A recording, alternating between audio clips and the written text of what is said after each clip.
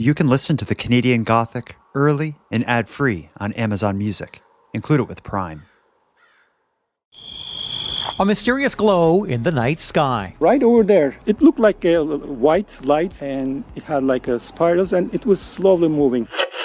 If the truth was going to be anywhere, it might just be at this East Vancouver auction house. This room packed with memorabilia and artifacts, considered to be one of the most important UFO collections in the world. The lot going up for online auction December 13th. And I noticed this large, round, burnt, perfect circle in her backyard in Elmvale, Ontario, Canada. You are listening to Canadian Gothic. Hello, listeners, and welcome back to the Canadian Gothic. Tonight, I have another installment in the UFOs Above Canada series for you. If you're new to this, UFOs Above Canada is a series that covers Canadian UFO news, our UFO history, and provides first-hand witness reports from across the country. In this episode, I'm again joined by Canadian UFO researcher and author Chris Rutkowski. Together, we're going to discuss two recent news stories from the Canadian UFO world. Specifically, an upcoming auction in Vancouver that features a sizable UFO document collection some consider to be historically significant. As well, we're going to unpack a strange UFO event that was witnessed across large parts of eastern Canada back in August. And as typical, we'll wrap it all up by digging into several listener-submitted Canadian UFO sightings. So let's get into it. Look up in the sky and get off your TikTok and whatever. They're as real as the planes in the sky. Chris Rutkowski. A lot has happened in the world of UFOs, and a lot has happened in the strange skies above us. And that's why I need to check in with you every couple months just to make sense of some of this stuff. But before we get into all of that, let me ask, how are you? What's new? What are you working on? Hey, well, good to see you, Jordy. It's been a while. It has. What's going on? Well, I was just receiving the final proofs for my next book, which is due out in July. It's called Canada Confidential, Canadian Government Secret Files. And once again, I delve into the government files in Ottawa and other stuff for some of the cases that people have never heard of before, documents you've never seen before. And I'm going to be blowing the whistle on a few things. That's a big promise. You're going to be blowing the whistle on a few things. Yeah, I'm naming names too. You're Yeah. naming, okay. Well, Naming names. I don't know how you find time for it, because I feel like every time we talk, you're either just released or just about to release a book. Where do you find time to like research and write, or is this just something you're always doing? I'm always doing. Sleep is optional. You know that, Jordy. That's true. That's right. It's true. With all the shows you're doing, you never sleep. Yeah, that's true. Well, I'm not writing books. Shows are easy because I just get to read a few things and then come here and talk about it. But when you're actually like digging up, documents from 50 years ago that the government tried to hide, and you're there naming names and organizing it in a way that all flows and makes sense, that seems like work to me. Well, we got a lot to get into tonight. What I've done is I've collected what I think is probably the two largest UFO stories from the past couple months in Canada, at least largest stories in terms of media attention. We're going to be talking about an auction of UFO information, and we're going to be talking about a UFO sighting that led to reports being received by me through my website, but I think any UFO organization got a little flood of reports mid-August this past summer. So we got a lot to talk about. So why don't we start with the UFO auction, because this is the more recent of the two. Okay. And this is an interesting one, because this is something that I think you can relate to, because you had yourself a massive archive of UFO documents and books and videotapes and all this stuff that you ended up having to pass off. Tell me the story of your UFO archive. Where is that? Well, it's interesting that we're talking about this because there is a development in that. Okay. But back in 2017, I was asked by the University of Manitoba Archives and Special Collections if I was interested in donating my large collection of UFO materials, specifically some of the case files, government documents, the magazines, the books, everything. And so in a bit of a negotiation, and I started, we signed the contract and I started shipping stuff over there, boxes and boxes and boxes. I had somewhere around 2,000 books, It was something like 30 or 40,000 separate government documents and case files, just as many. So, it was quite a lot of stuff to schlep over there. Um, and with the pandemic and everything, that not a lot has been done with it.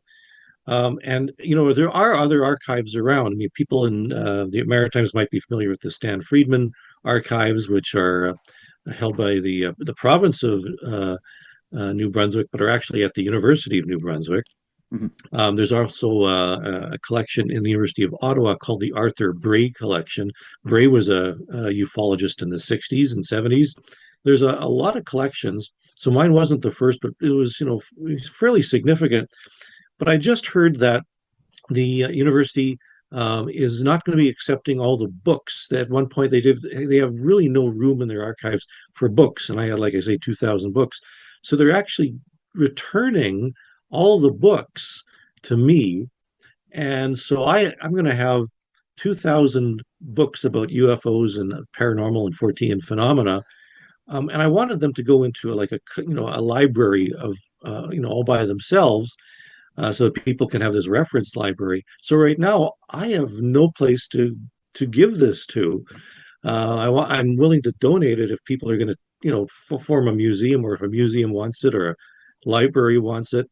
I'm, willing to do that. I have a couple of nibbles out since the word has got around that this material is out there. And a lot of them are rare books and stuff you've never seen before, signed by the author and all this sort of stuff. So that's the latest on that.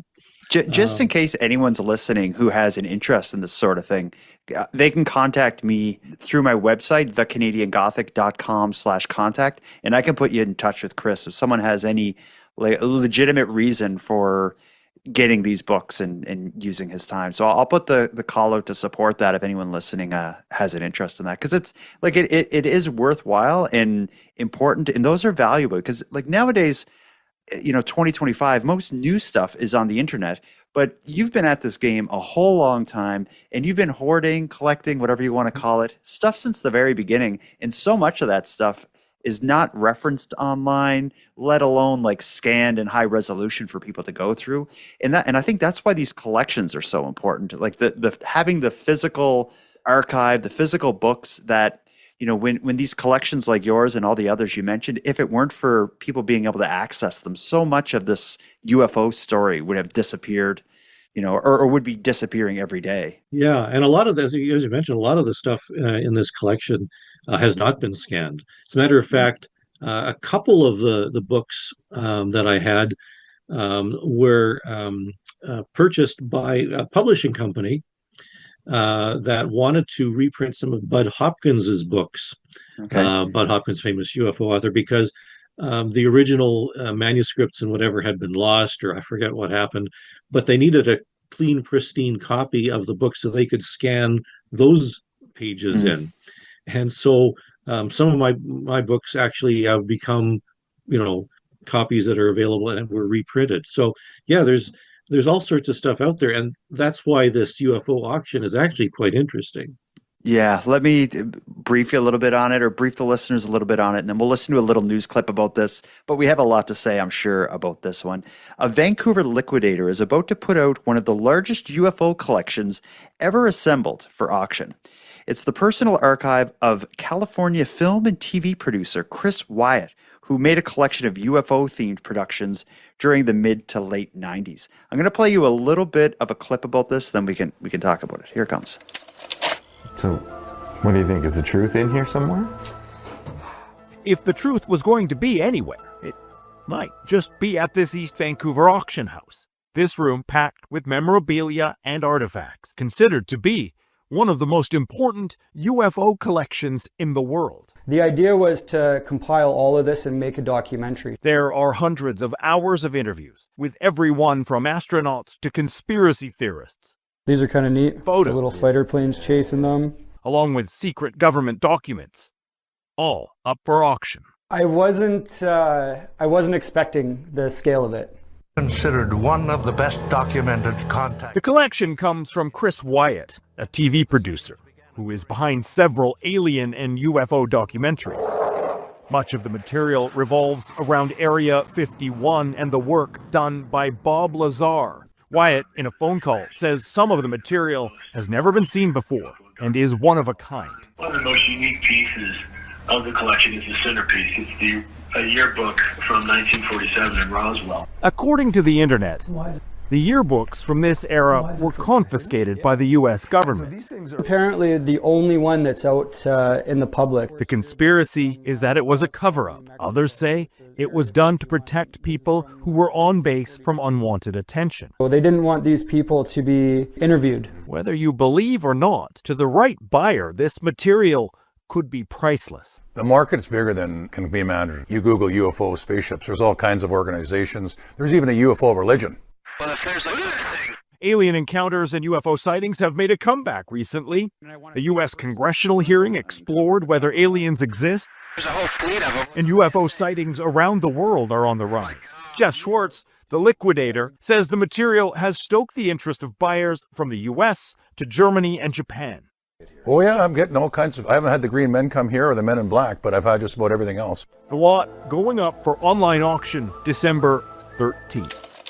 So let's start with this. They proclaim that as one of the most important UFO archives of all time. I just want to start by asking you, do you think that's an exaggeration?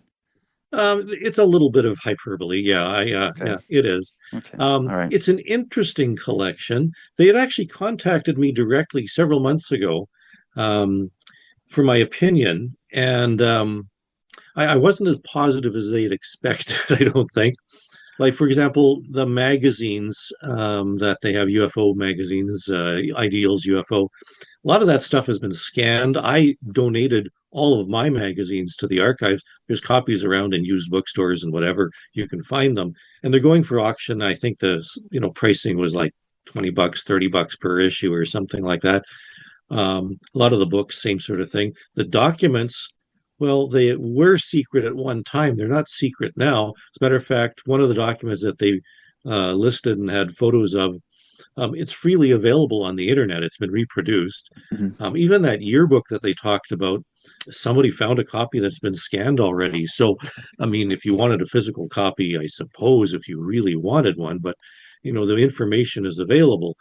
And I had actually mentioned to them that there are archives like, the ones I've mentioned already, where people have donated entire collections. So, they're trying to make some money. As for the videotapes, the interviews, if you're a real fan of Bob Lazar and Richard Hoagland and, people like that, I mean, they do have tapes, videotapes. I think they're VHS, actually Betacam probably in a lot of cases because they're that old. But you couldn't play. These were used to supply clips for TV shows, specifically from this guy's production company. The entire interviews, of course, have never been seen. So I suppose in that sense, they're very difficult and very rare. But because, a lot of the stuff that's been claimed in some of these interviews has been proven false, or there's, up for some controversy. Is it really that valuable? Maybe, but I don't know. I don't know anybody who would have the money for that sort of thing. Yeah, and I wonder what kind of money they're talking, or they'll end up getting, because, like, to me, this archive or this collection strikes me more as something that would go to a collector rather than a researcher. Mm-hmm. Someone may want this stuff. Like I could see something like this doing okay if you put it all up on eBay separately, and Yeah. UFO collectors would buy the old magazines and stuff. But I don't see it as something where like a researcher would want to gather this and display it in a museum. That's how it appears, at least to me.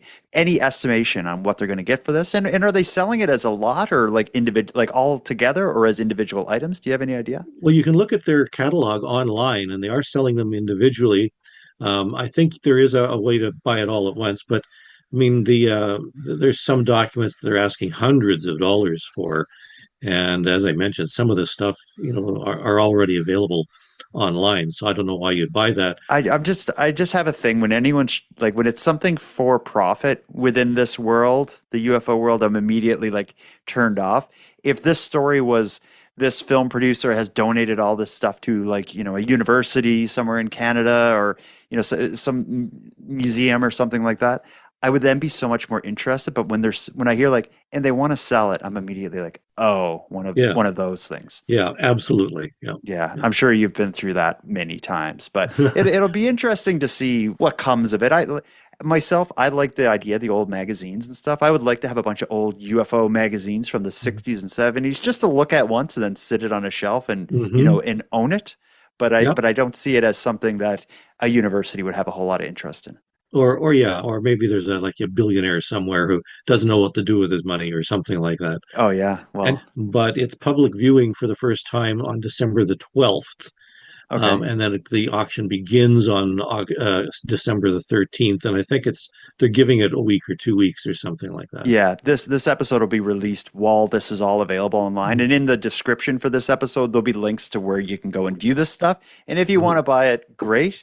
If you want to just look at it and roll your eyes at what they want for some of this stuff, that's great too. And if you want to buy me a UFO magazine, I like 60s, 70s era. Yeah, some of those classics. Yeah, but I do have a collection of UFO comic books from the 60s and 70s. I think you do have some of those as well. They're really cool. But how this is connected to Canada, because we're here talking about Canadian UFO news reports and updates. The way this ended up in Canada is that the owner of the auction house, they have a friend who knew Chris Wyatt. So it's just kind of like a friend of this guy who was a film producer that owned all this stuff, ended up getting this to an auction house in Vancouver. It's kind of strange that that would happen. You'd think there'd be a bigger market for this stuff in the United States. I'm surprised they brought it up here.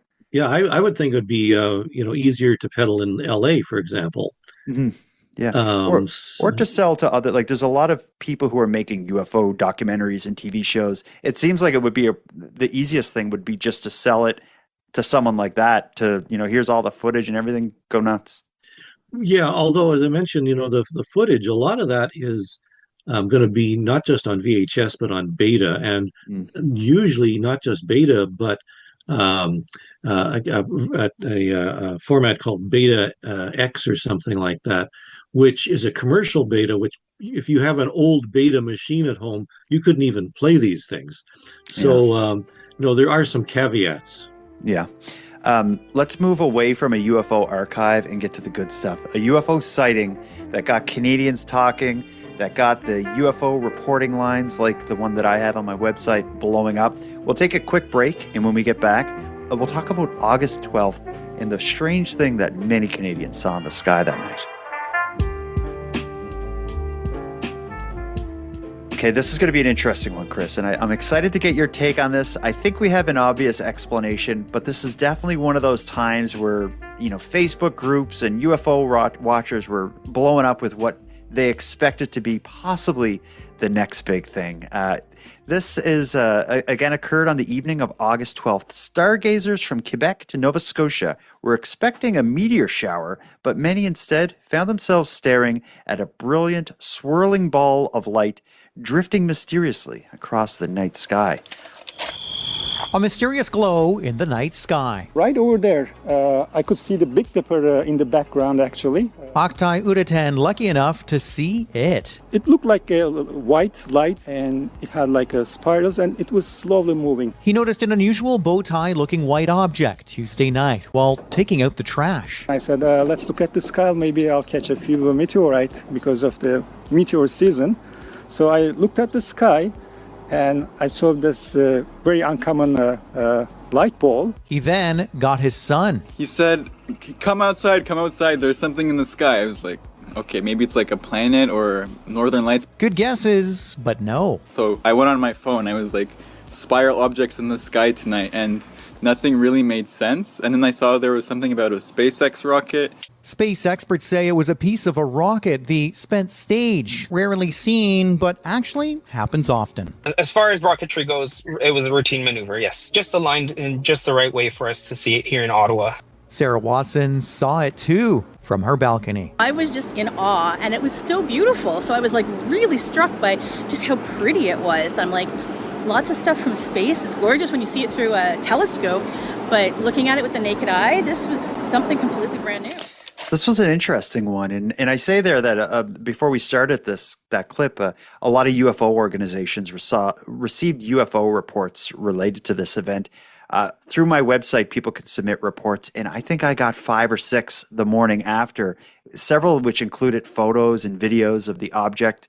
And to describe it, I guess I would, much like they did in that news clip, is it was like almost like a ball of light with a sort of spiral kind of, almost like spiraling wings kind of off of the side of it. It had this strange kind of almost hourglass shape that was spiraling around the circle or something. But anyway, we heard in the clip there that a lot of people were shocked and in awe by the sight of this in the sky, but it seems like there is an explanation. I'll let you explain it better. Well, sure. And, it was spectacular. It was seen over a large chunk of the eastern part of North America, not just in the Maritimes, but in Quebec, down in the United States.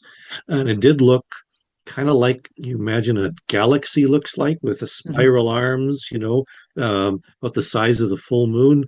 And, definitely something unusual. And it's not necessarily a simple explanation. And the guy had said they're fairly common. Well, they're not that common in that sense. But what happened was there was a launch of the Ariane rocket that was carrying some satellites into orbit. And when the first stage and the second stage separate, the lower part, which had actually boosted the satellite into orbit, falls back to Earth, and there's still some fuel left in there, and they let it go. And what happens? It spins around, and the fuel will actually be visible, and that's what you saw. And so we do hear about those from time to time. August the 12th of this year was pretty spectacular. Interestingly enough, on December the 3rd, something very similar was seen, this part over the central part of North America, over Manitoba and into North Dakota and Minnesota. This time it's a little trickier because the same type of thing was seen, this little spiral hourglass cloud, and it did correspond with the launch of a Chinese rocket, but one of the stages failed to cooperate all that well. But what's interesting is that when we tried to track down the coordinates and the orbit trajectory of this, it didn't match exactly, because it turns out that some of the information about the launch of this was classified secret. So we actually couldn't verify 100% that that's what this was, although it sure looked exactly like what it was, and there was a launch around the same time, but the trajectory information wasn't matching, because it seems that there's some proprietary stuff on half of the Chinese, and the Americans were considering it secret, so they didn't have all the information. So we're thinking that's what it was, but technically it's a UFO. Okay, and how did you find out about it? Because this was just a little over a week ago. How do you find out about something like this happening? You yourself? Is it people sending you reports, or like how did you learn about this? Because I hadn't heard anything about it. I did have a report that was sent to me. A photo. There was a photo of it that was made available, and that's how we realized it was the same thing. Photos of it were sent to astronomy groups. There are a lot of observers who were looking for the late Taurids and the early Geminid meteors, same sort of thing as the Perseids with the one on August 12th. And so the astronomers tracked this down. There's some very, very keen astronomers who are able to, get into the satellite databases and track these things down. And a lot of the information is available. There's actually some sites online called rocket launches, and you can go to those, and they actually list all the rocket launches, not just Starlink, but a lot of the other ones. And you can try to match them up. And if you have the right software, you can plot them on your computer, so you can figure all that sort of stuff out. So yeah, a lot of this stuff is, if you know how to do it, it's fairly easy. But for the average person, it looks pretty weird. And this one was pretty weird. Yeah, and that's what I find so fun about this is someone like to a layman, you can see this amazing, miraculous thing in the sky, but then as it gets, as the story gets told and the evidence gets pushed along, eventually someone who is able to kind of like organize it and weigh it against like these, databases of rocket launches and stuff, I always find it interesting to hear the solutions. This one was solved pretty quick. I received myself, like I said, probably like 4 or 5 different reports about this, and I think, by the time I even looked at them, there was already articles with an explanation that kind of made sense. But I think I have. We're in the process of putting together the 2025 Canadian UFO survey, and I've been starting to input some of the cases, and I think we probably have 30 or 35 separate observations of this thing reported as a UFO. Yeah. But there's an interesting lesson here. The fact is that you had all these people reporting a UFO that we could explain, but there's lots of other cases that, where we have many witnesses to something that we weren't able to hammer out and we weren't able to figure out. So cases like this one, where we have a lot of witnesses and an explanation, sort of add fuel to the fire that when a person reports a UFO, there probably was something there, and it wasn't part of people's imagination and, hoaxes and all this sort of stuff. So it's actually good for ufology to have cases like this. Yeah, it's an interesting way to put it. Well, speaking of those cases that may not be that easy to explain, we can get into a few of them here, because something I like to do when I have you on the show is take some UFO reports that listeners and followers of the Canadian Gothic have submitted and play them to an actual expert. Very few people get their UFO sighting into the ear of someone like you, and I'm going to bring it direct here. I have a few different ones to bring up with you. The first one will be actually just a few days after what we just discussed. This is a report we received the early morning hours of August 16th this past summer. It's a fellow named Robert who saw something in the sky above Gabriela, British Columbia. Let's listen to him tell the story. Hello, I'm in Gabriola, BC, just looking up in the southern sky, and there's a strange object roughly round that shifts to out of round and back again with multiple points of light. Just looked up this morning and thought all the stars would be gone and saw that, and it's quite strange. At about 6:15 a.m. And thank you. Bye. So he submitted that through my website, basically saying, like, do you have any explanation for what I'm seeing? He was sending it in as if we could go and do an investigation. We can't go out to Gabriela, BC and solve this one, but maybe you can have an idea. Although there's not a lot of information there. Do you have any idea on what that may have been? Yeah, I don't understand. I've been to Gabriela Island. It's actually quite nice out there.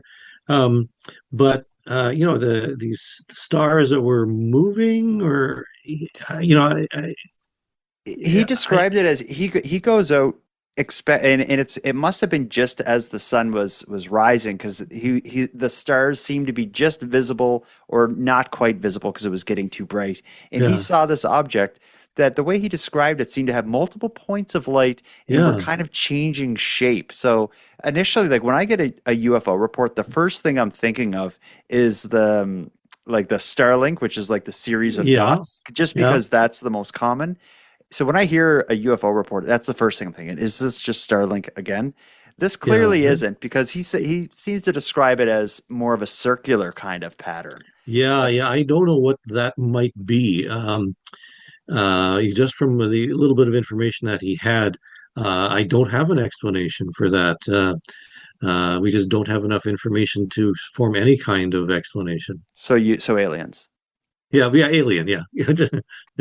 Well, what do, like, someone like this who sees something, what information can they provide? What should they do so that an explanation can be given, or at least get you on the road to that? Like, what would you? Well, he had the time, which was really useful. He had the time right, which is good. The direction that he was looking would be useful. And I mean, it's too bad he didn't have a camera or whatever. Yeah. That would be useful too. Sometimes people submit drawings, which are pretty useful too. So if you don't have your camera or your phone out, even after it's gone, maybe grab a pen or a pencil or something and draw what you saw. Was it over the mountains? Was it over the sea? How high up was it? Can you estimate how high it was? And all that. These different points of light.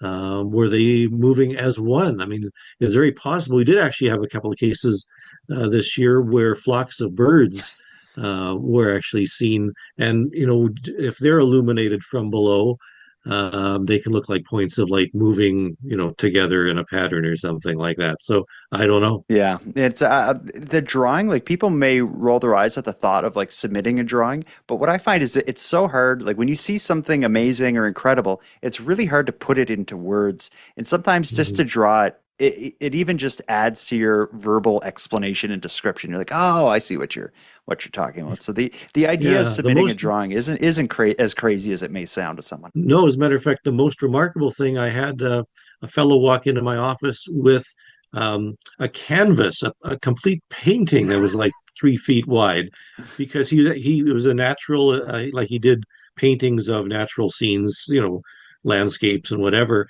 And he had seen this. He was driving on the highway and saw this disc-shaped thing fly right over the highway and then settle onto a field and then took off again. And it impressed him so much, he actually painted a landscape of this particular thing and gave me the painting. I like that. Well, I guess and when that would take. He said it took him a couple of hours. So, wow. Yeah, well, and art is a way to express yourself, and if you're trying to express an explanation for what you saw, maybe grab a canvas and some paint and make it happen. If That's that's right, what it yeah. takes. And one way to get a UFO researcher to take you seriously is to bring them a painting to their office. Yeah, absolutely. We have a few more UFO sightings, and then the next one I want to get into is a really weird one. It includes a photo. I'm going to post it on the Canadian Gothic's Facebook page, and I'll also have a link to it in this episode's description so you can see it. But this is an interesting one. Let's take our final break, and when we get back, we'll hear about what I'll simply describe as the perfect burnt circle in Elmvale, Ontario, after a short break.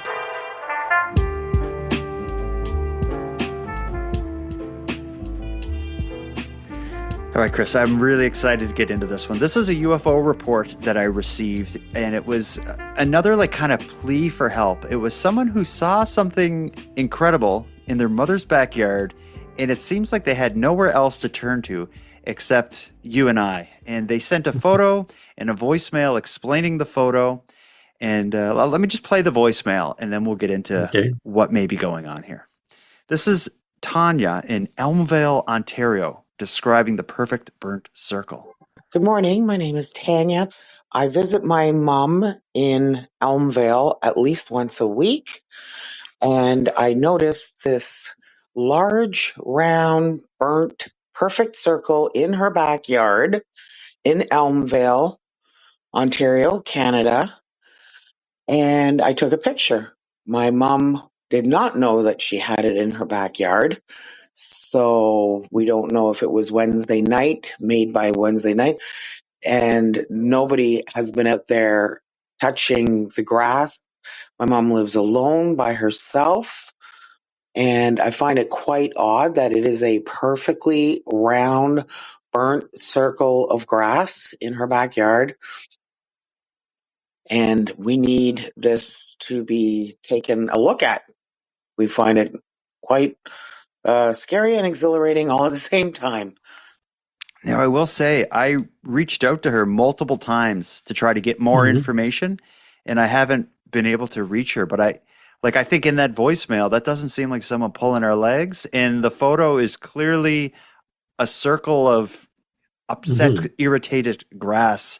And it seems to be almost like behind the fence line or something. It looks like it's a photo taken from maybe someone's back door or something. You see where there's like a fence, and then on the other side of the fence, where the grass is all green, there is just a perfect circle of like dead grass. And they reported this through a UFO reporting tool. So I think they're leaning towards a supernatural explanation. Well, yeah, and it is interesting. It does look like it's, maybe even not her yard, but the yard on the other side, or field on the other side. We haven't had these are sometimes called landing rings. We haven't had a case like that in many, many years. I know organizations like MUFON, they actually train their field investigators to how to sample, soil and things like that, and grasses. And yeah, if we had got, out to the site and we had more information about when this was found and where exactly it was found, and interviewed people in the area. If it was fully investigated, I say this was a pretty good case. But having very little information and just having this one photo, hard to go on. There have been cases like this where it turned out that people had, they had a trampoline set up, and the round part that it sits on has done stuff like that. We've had cases where people had done with their go-karts and whatever, around and around, that type of thing. This doesn't seem to be any one of those. Hard to tell. But we have had cases like that in Canada. Crop circles used to be the big thing back in the 80s into the 90s. And a lot of them looked exactly like that. Whether the grass was burned or simply dead or discolored from having something on top of it, hard to tell. Canada actually started the crop circle craze back in 1967 in Duhamel, Alberta, which was actually investigated by the Canadian military. And after that point, we heard more about crop circles in England in the 80s and into the 90s. In fact, today, there still are reports coming in and photos of really elaborate designs found in wheat and other grains in England. So, the phenomenon keeps on going. And, we had, obviously something was seen in Canada, but we just don't have enough information. Yeah, very rarely do I get an email about a UFO sighting or UFO report where I'm like, I would like to go and get my elbows into this one and figure it out. This is one I would want to. I would love to get closer up photos of the depression or the damage to see, is it burnt or is it dead grass, like you said? And if it's burnt, was it heat or chemical? I put too much lime on my lawn one time trying to fertilize There's been, fertilizer burns. Yeah, I didn't make a perfect circle. I just made a whole bunch of brown spots, but it sort of looked like this. When I look at the photo that she sent, what it looks like to me is what you would imagine if, let's say if you tied your dog up in the center of a field, like if you had something like a stake in the ground and your dog was tied to it, and the dog had a 10-foot kind of parameter it could run in a circle around. It kind of looks like something like that. It looks like a path. Kind of looked like that, yeah. If she took the time to call and send the photo and stuff, the mother would know. Her mother would know if there was a dog running there in a circle for the last week or whatever it would take to make this hole. Yeah. What was the date of that? What date was that submitted? We received that in mid-July. I don't know the exact date, but it was mid-July. But the way it was described is it seemed to them that it wasn't there one day and it was there the next day. But it looks to be in an area that they wouldn't be frequenting. It's kind of, like I said, sort of behind a sort of like a fenced off area. So it could have been there a few days. But it's really interesting. It really upsets me, though, that they would take the time to send it, but not be able to elaborate further. And who knows, maybe the government is preventing us from getting to the bottom of this. That's right. Yeah, they got to her. That's why she's not getting back to you. However, if anybody is watching this and listening, and you're in the Elmvale, Ontario area, maybe you can figure out where this is and then get in touch with Jordy. Yeah, I would like to learn more. Let's move on to the final UFO report that I have for you, and maybe you have some to share at the end, but this is one I actually just got very recently, probably in the last 2 or 3 days, but it's a historic report. It's coming from Glen Valley Regional Park in BC. It's a listener named James who saw something in September of 2010. I was hanging out with some friends in Glen Valley Regional Park, and it was in the late 2010s, and I remember they'd gone off to do something, and I had to use the bathroom, so I'd broken off with them. I remember standing there in the bushes and I saw something out of the corner of my eye just behind the trees. And I remember thinking, that's a big thing to be up there. And I remember looking up and I saw this massive triangular object and it had a light on each of the points. And as I'm watching it, it's completely silent and it was moving very slowly. And I had this weird feeling that it felt like it knew that I was looking at it. And as soon as it sort of noticed that, more light started to appear on the underside of it, almost to mimic the stars behind it. And it sort of dissolved away and disappeared. And I was like, okay, that just happened. That's kind of cool. What do you make of that one? He says in 2010s, would triangular craft have been in vogue in that period? Because I know there was a period of time when triangular craft were all the rage. Yeah, triangles were really from the 90s, from the X-Files era, but we still do get these reports of objects with lights on 3 points, and especially the fact that he saw these additional lights sort of on the body or in the body. We still do get cases like that. Again, it would have been interesting to, have heard about it sooner rather than later, because it would have been possible maybe to find additional witnesses and maybe check with the flight aware or whatever. Maybe there was some strange helicopter action or something going on.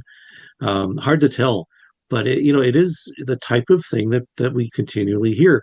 In fact, that description matches some of the reports that are being popularized right now. There's a film that's coming out, Age of Disclosure. Some people actually have probably seen it already, where you have all these people from the intelligence community or former intelligence officers and former military personnel who say that they were told that there is a cover-up, that the government really does have these craft and they're flying them, and some are triangular and some are this and some are that. That is in the public eye and mind right now, and so the shape is consistent with what we're hearing in the UFO literature from pop ufology right now. So it is very similar to what we've heard of. But what could it be if we're going to take it at face value, and he's there and he sees a large triangle like peeking up above the tree line? My only thought could be something like, depending on how bright the sky is or something, like when it's getting dark out, a cloud can really look strange in the sky. But of course, cloud's not a triangle, but it might be triangular. Well, and any three lights, by definition, form a triangle. So they could be three distant stars that, and if depending on how dark the sky is, it could look like these three lights are on the points of a large dark triangle, because you wouldn't be able to see what was really in the center, other than your mind sort of fills it in for you. So that is one possible explanation. And the other part about the other stars seen in the middle, well, if this triangular object was really large, you might be able to see additional stars between the three lights. So it's possible that we're talking about some sort of star formation. But we have to know what direction he was looking, and did he see any stars as well as this object? I guess it just shows that, if you look at the sky at night, the light can play tricks on your eyes, and your eyes can play tricks in your mind. And maybe you're seeing something, or maybe your brain is just filling in some blanks. Absolutely. Interesting. Any recent reports that you received yourself that you think are, going to create a buzz or are interesting in any way that you want to share? Well, I've got one from out near you, actually. From October the 3rd, quite early in the morning, something like 2:00 in the morning, Halifax Airport. And I'll read you. This comes from a Transport Canada CADORS report. And it says, just explain what that is, the Transport Canada CADORS report. It's civil aviation, reporting system of incidents. And pilots usually report these things, and we have a lot of UFO reports that pilots have seen. And so they file them under the Civil Aviation Daily Reporting System incident. And this is one from October the 3rd that Transport Canada has made available. And it says on that day around, 3 o'clock, 4 o'clock in the morning, as a Cargo Jet Airways Boeing from Halifax to another spot in the Maritimes was rolling, again, as it's rolling on the runway, a target crossed runway 23 and appeared to collide with the aircraft, according to the radar that was in operation at the time. There was no reported traffic. Halifax International Airport Authority was advised and inspected the runway. Nothing was found. So just to set the pace again, so this cargo jet is rolling on the runway, either coming in or leaving. And all of a sudden, as they're watching, and there's a system called the Surface Movement Guidance and Control System, which is a series of radars and sensors that monitor activity on runways. That's always on. And somebody in the control center saw, and it said they saw a target, so something crossed the runway and appeared to collide with the aircraft. Now, not physically, apparently, but on the radar, at least, it seemed to merge or hit the aircraft. Weird. So it sounds like we're describing a ghost here. Or something, certainly something a bit out of the ordinary. Mm-hmm. Interesting. And where does that go? Like, surely with, aircraft safety and all this stuff, someone's going to look into this. Or are they not? Well, this was looked into by NAV Canada and Transport Canada. And unfortunately, we only get snippets. NAV Canada being a non-governmental office, you actually can't file an access to information or a freedom of information request for them. So we don't actually know what they did about it. We don't even know the pilot's name. We don't know the airport traffic controller at the time. So we don't have enough information. Again, we do know that something weird happened, and not just, so-and-so said. We have this document that says this actually occurred at the Halifax airport on October 3rd. Wow. But I guess it could be, a problem with the whatever radar kind of tool would have picked this thing up. It could have been a problem with that. It could have been someone seeing something that, appeared to collide with the plane and didn't. I guess you have no way to know. People talk a lot about, this idea of cover-ups in the UFO world. If there is a cover-up, the cover-up seems to just be simply the amount of bureaucracy that surrounds airplanes and satellites and the different countries sharing information with each other. That always seems to be the roadblock. You told the story earlier about the Chinese aircraft or whatever. It's, who knows what they were doing up there, but the Chinese government is not going to open their, computers and show the Canadian or American government what was going on. And in this case... Yeah, and even the American government. As a matter of fact, I was just reading something today. It was I forget it was a quote by somebody who's talking about the cover-ups and whatnot, and the consensus wasn't a cover-up, but that it's more of a cover-up that they don't really know what's going on. There's either some incompetence, or somebody pushed the wrong button, or they don't know what's going on either. So the cover-up is they want to, they can't admit that the government doesn't know what's going on. So they sort of tease out that they do know what's going on and classify it as secret. Yeah, faking a cover-up, just as a way to be overconfident. Yeah. Oh, yeah. We know what that is. We're not going to tell you. We know what it is. Not a problem. Oh, yeah, I like that. All right. Well, this has been interesting. I think we got to do something like this, once a month or so. Compile whatever the month's interesting UFO stories, gather a little collection of UFO reports, and do one of these kind of monthly breakdowns.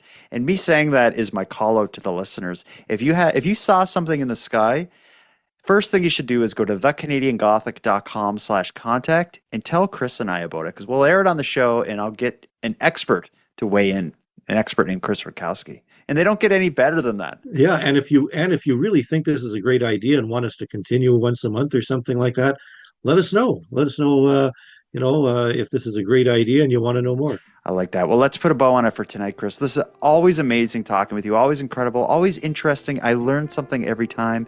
And I always get excited for a new book, because you always have one on the back burner. I'm excited. That's right. Tell me again, when's your next book out? The publishing date is supposed to be July of 2026, and you'll be hearing more about it in the coming months for sure.